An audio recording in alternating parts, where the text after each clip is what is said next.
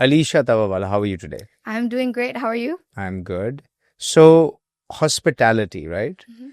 When people think about the hospitality business, they're always thinking कि hotel या restaurant ज़हन में आता है. But hospitality is so much more than that. And you're studying hospitality at the #1 hospitality institution in the world, right? Mm-hmm. Tell me about how they look at hospitality. What is hospitality to EHL, which is, tell us about EHL. I think hospitality is, honestly, inevitably important for any people-facing business. I mean, if you take Pakistan, for example, banking. Banking is a people-facing business. Restaurants and hotels, yes, that is definitely hospitality. But there's so much more to it. I think almost any business, even negotiating, it's kind of, in a way, hospitality. Politicians, in a way, it's hospitality. It's the way you conduct yourself, the way you handle situations where you're upset, but they can't know you're upset. The way you conduct yourself, the way you speak, the way you market, all of that is hospitality. At EHL, when you specialize in your second last semester, you can specialize in luxury marketing, innovation, entrepreneurship. I mean, especially business. Business and hospitality cannot go without each other. When you're in a business, you're negotiating with people, you're dealing with people. If jab mood kharab ho, you just act irritated during your meeting and leave. That's a power move, no? I disagree. I think that's one way where the opponent can overpower you because they know what strings to pull. Hospitality teaches you how to conduct yourself. And I think that's the most important part. So this is probably training that every Pakistani should get. 100%. So tell me, you mentioned that this is something that should be used in banks or by banks, right? Mm-hmm. Branch banking, everyone is experienced on a day-to-day basis. Are you saying that anyone working in a bank branch should have hospitality training more than finance training?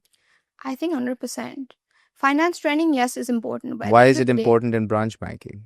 In branch banking hospitality? Why is finance important in branch banking?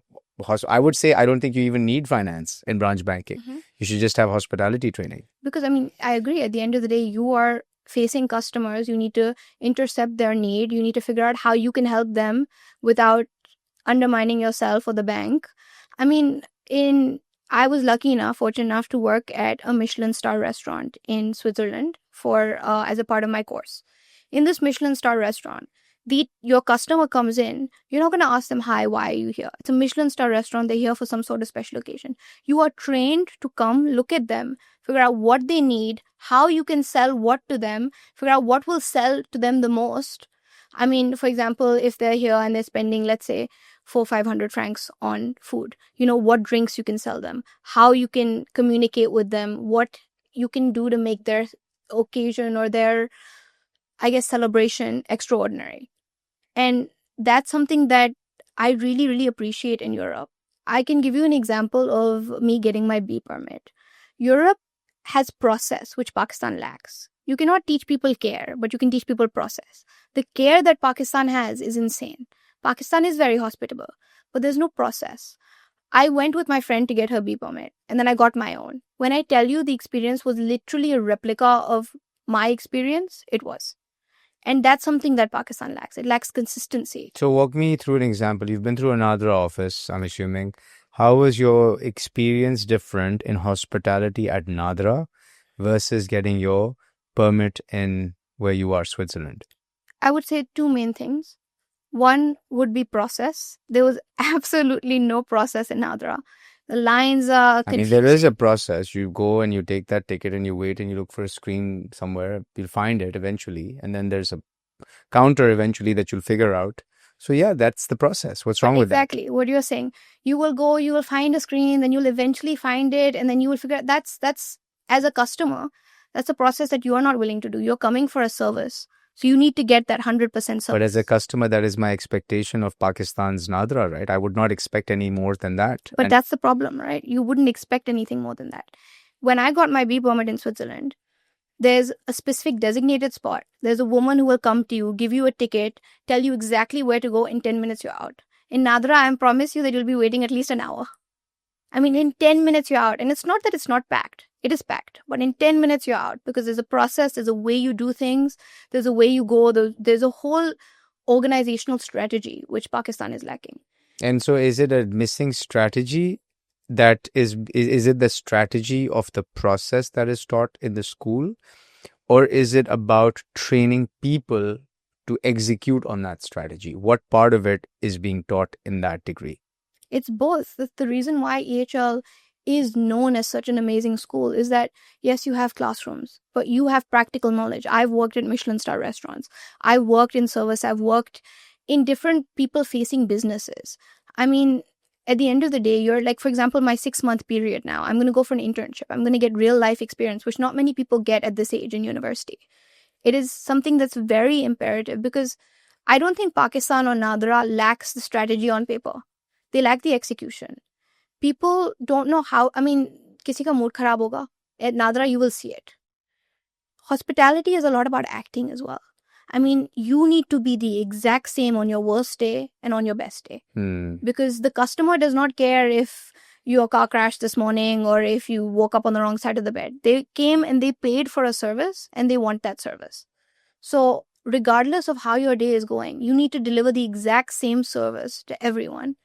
And that is so important because when I tell you, when I went abroad, there are about 120 plus nationalities at EHL. I showed them a picture of our natural beauty up north. And I kid you not, they said it's Switzerland. Because they had no idea. Up north and all these places can be exploited so much with tourism. I mean, in Europe, tourism is the third largest socio-economic activity. You can earn so much out of it. Pakistan can benefit so much out of it. It's just they lack the training and they just lack the innovation needed. Do you think that hospitality in the world of AI is more relevant as a training or as a degree, or is going more on the technical side relevant today as a student? See, I would disagree with the AI statement because let's say the conversation we're having today, you will not be able to have that with AI. That personal touch that you will have with a human being, the warmth, compassion, you cannot get a machine to do. But most of if you're talking about tourism, right? Most of my travel is booked online. I'm dealing with websites, I'm dealing with web chats. Everything is completely automated until I show up there, right? So my entire experience has been set digitally before I physically show up. So isn't that more important than learning that and applying that than the hospitality experience? Because if I don't get that right, the customer will never show up in the first place. Put it this way. First off, I'm not only talking about tourism. Second, if you go there, let's say you booked your ticket online, you go there and you're getting checked in and the woman who's checking you in is rude, does not know how to conduct herself, she's irritated about something that's happened in her life. Wouldn't that completely ruin your experience? As opposed to her coming, being warm, talking nicely, helping you with your issues, maybe even perceiving what you need and delivering exactly that service. Wouldn't that make your vacation from an online booking excellent to terrible? That's what will change your entire mood. I mean, I've experienced in Pakistan both situations, which means there's no consistency. When I go and travel abroad, if there's a woman at the check-in who's not very welcoming, who's a bit rough, your mood will inevitably kind of get kharab. You're not going to be in that same excited mood as if a woman is super excited to check you in. A good example is, I mean, at the office to get my B permit. I mean, this is the most mundane task in the world. But the woman at the check-in was so excited that I was there, it made you feel special. As opposed to a computer being there, say, press a number, go and get your B permit. That experience is completely different. Another example is at Dolmen Mall. Like, my mom and I have never seen something like that. We were shopping for perfume, and this man came up to us, very well conducted, in a completely theatrical atmosphere, theatrical voice. He was trying to sell a perfume, and I had to literally pry my mom away. Because at the end of the day, we didn't need the perfume, but the way he conducted himself was so important. And I think that's important in any business. Even when you negotiate or any people-facing atmosphere, when you negotiate, when you're giving a speech as a politician, at the end of the day, you have to win people over. A good example is in New York, Zohran Mamdani. The way he conducted himself, the way he won people over, I think that's the most important thing. And that's what hospitality is. So you're saying Zohran Mamdani is the face of hospitality training, in a sense? In a sense, yes. The way he conducted his political debate, the way he conducted himself on social media, I think a lot of the reason was he won people over with his warmth, with the way he interacted with other people, with people within New York, the way he interacted with people. So what when you worked at a Michelin star restaurant, what did you learn that is also what you saw in terms of qualities that Zohran Mamdani displayed? Like, what is it that you saw during that experience of yours? The way you interact with people. The way you interact with the excitement that you portray. I mean, I promise you, when you're working in a restaurant serving 10 tables, you're not excited that every table is there and eating food. But if you portray that excitement, you will see the happiness spread. You know how they say when you smile, you make others smile. Quite literally, when you portray a good mood, others are in a good mood. And that's something that, I mean, I don't think Pakistan lacks warmth. It lacks consistency. जब किसी का mood खराब होता है तो सबको पता चल जाता है कि मूड खराब होता है. As I stated, yeah. But that's the way it's supposed to be, no? No, not at all. I mean, hospitality is acting more than anything. You need to portray the same service all the time. So then why is it, if it's okay, so it makes a lot of sense that you should do hospitality, because I can think of 10 different applications, banks, hospitals, right? Public facing institutions, whether it's Nadra, whether it's the passport office, whether it's the social security office, whether it's any of the departments that the government runs that have people coming in for forms, applications, licenses, whatever. How come no one is studying hospitality in Pakistan then? That's what I'm saying. That is the issue. Why did none of your friends do it and you're the only one who did it? I think it's a lot of the way it's perceived. Right now, hospitality is mainly something that people who don't have much of a degree or people who don't have a certain level of education, you failed as a lawyer, doctor, an engineer, so you go into hospitality. That's the way it's perceived. I mean, the way, the difference, telling people in Pakistan, I'm studying hospitality, telling people in Europe, I'm studying hospitality. Is there a difference? Completely different reaction. If you go and tell someone in Pakistan, an average person in Pakistan, you're studying hospitality, they will look at you and be like, oh, you must have failed your A-levels. Or you must have done something wrong. Did you fail your A-levels? I did not, luckily. But so what made you choose it? Honestly, since I was very young, I loved talking to people. This is a funny story that my mom told me. We were going into a restaurant and I got stuck outside talking to the guard because I just enjoyed it. I love making other people enjoy their moments, which is what hospitality is. You make other people enjoy life. And I think that's a very rewarding experience. And that's the reason I went into it. And so how does, if someone wants to make that decision, right? Like, घर से pressure है कि भाई doctor बनो, lawyer बनो, engineer बनो, अब जाके do something in AI or something like that. How do you stand up and say, no, you know what? I want to do hospitality, because there's no place to do hospitality in Pakistan, is there? Not as good of a place, yes. And if I go to Europe where you have the top schools, right? The top 3 you mentioned to me are from Switzerland. They must not be cheap. So if it is out of my reach, if it is something I enjoy, what option am I left with as a student? See, I wouldn't say it's out of your reach.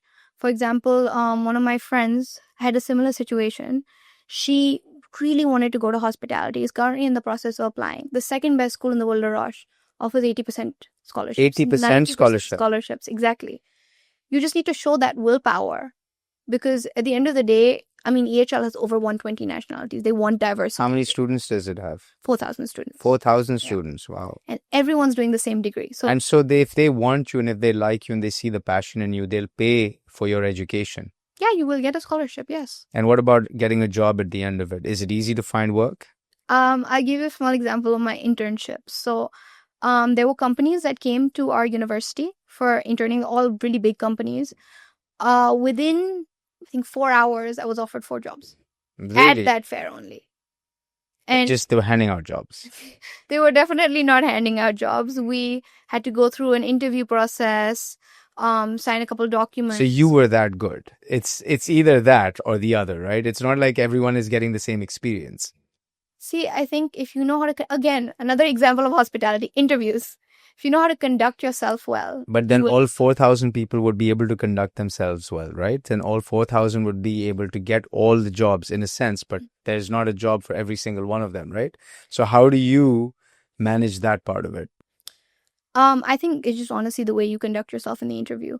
As long as you do research on the company and the way you portray yourself, the way you speak, if your passion is able to show through your conversation, then they will take you. Because at the end of the day, I applied for a couple companies like Marriott, Black Sheep, Marriott in London.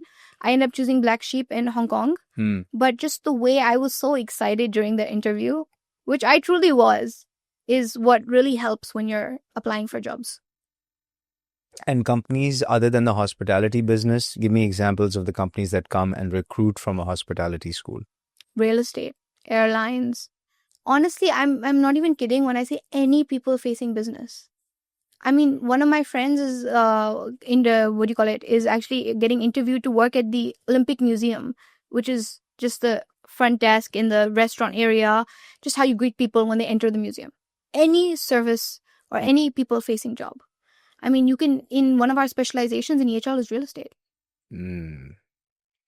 So if you were to leave a message to a student looking at the hospitality space, or even a parent, right, who has a child who's confused about this space, like what would be your answer now that you've experienced it for about 6 months? I would say that there is a lot of, I think the main constraint towards parents is that they won't earn enough money. And it's not a, I guess, exploding industry as opposed to, doctor, aapko ye salary mil jayegi. But you actually do earn a lot. If you're innovative enough, passionate enough, you can really exploit that industry and do very, very well. And I think the biggest fear that parents have is, oh, yaar, ye restaurant mein kaam kar lega, server kitna kaam karega, ya he's going to go in some hotel and work at the front desk. That's not how it is.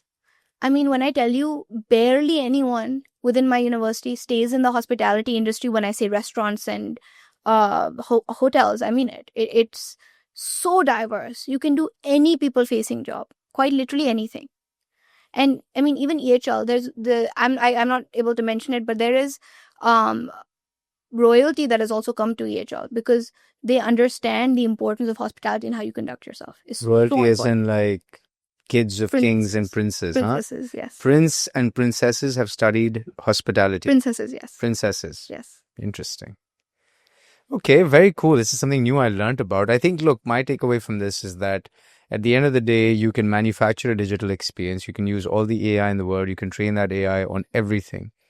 But the minute a physical person shows up and interacts with another physical person, there is no AI that can replace that. I agree. And I think there's so many, outlets now. Like I started the Culinary Society and in KGS. Right now, we've got an EHL supporting the culinary. It's not even a culinary competition, to be honest. It's a hospitality and business management competition with one culinary module. And that kind of experience, the top school in the world is supporting your competition. And so they're coming and supporting this competition in Pakistan. They are not coming to Pakistan, but they're online supporting it. They send a bunch of videos, tips, ways to work around it. And First time. And students will get first-hand information on what the real hospitality industry is. And I think that's so valuable. So at the end of the day, I think that there are now outlets opening up. What you need to do is open minds. Open minds. Good. Well, I think you did that by having this discussion. Thank you for coming by, Alisha. Thank you. I wish you all the best, and I wish that many people in Pakistan are able to learn some of the skills of hospitality because we need it desperately. Thank you very much. I really appreciate this.